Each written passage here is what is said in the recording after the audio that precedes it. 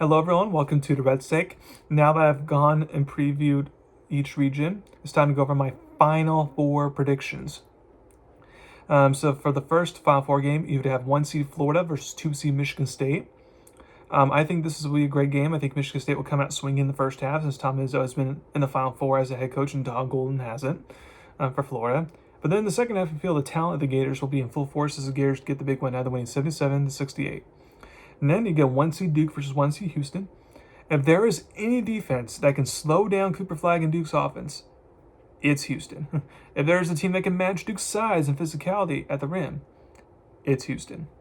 Having players who have a deep tournament experience is helpful in this situation, and since Houston is the senior-heavy, more experienced team, I think they outduel the freshman, younger stars on Duke's team as the Cougars make it to the championship game. I have Houston winning 70-67. So then you get a Houston-Florida championship game, and that would be a fascinating matchup. I think this game, as crazy as it may sound, could actually depend on the refs, quite frankly. If the refs allow this game to get muddy and physical, advantage Houston.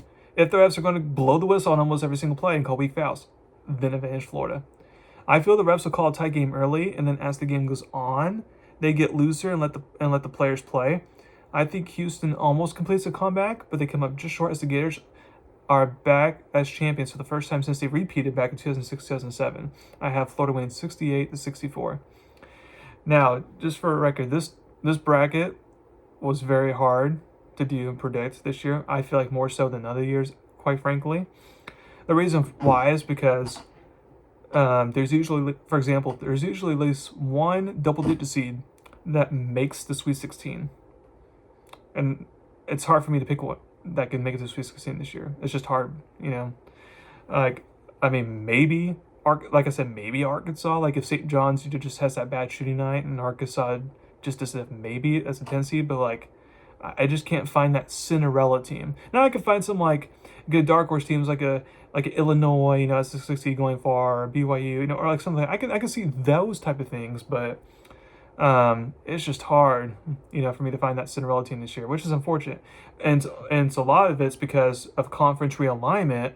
A lot of teams have good records coming through. A lot of teams have been tested, more experienced and all that, because the Big 12's gotten stronger, obviously, and the SEC's gotten stronger, obviously, and the Big 10's gotten stronger with conference realignment. So it will be very fascinating and interesting to see if conference realignment causes, March Madness and tournament specifically to not produce as many upsets as they usually do, because there's so many good teams, that have been battling, throughout the season in these tough conferences now. Or we'll see if it doesn't make a difference at all, and there's still plenty of upsets, and we're just, being either too scared to pick them or whatever, that'll be an interesting thing for me to see what happens there.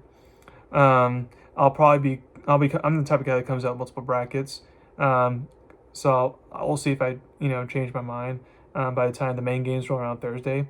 But thank you very much for listening to my podcast today. I hope you guys enjoy March Madness, and as much as I do, it's one of my favorite times of the year. It's no coincidence it falls around my birthday. But I hope you guys enjoy it, and I'll come back to you after March Madness. Thank you very much.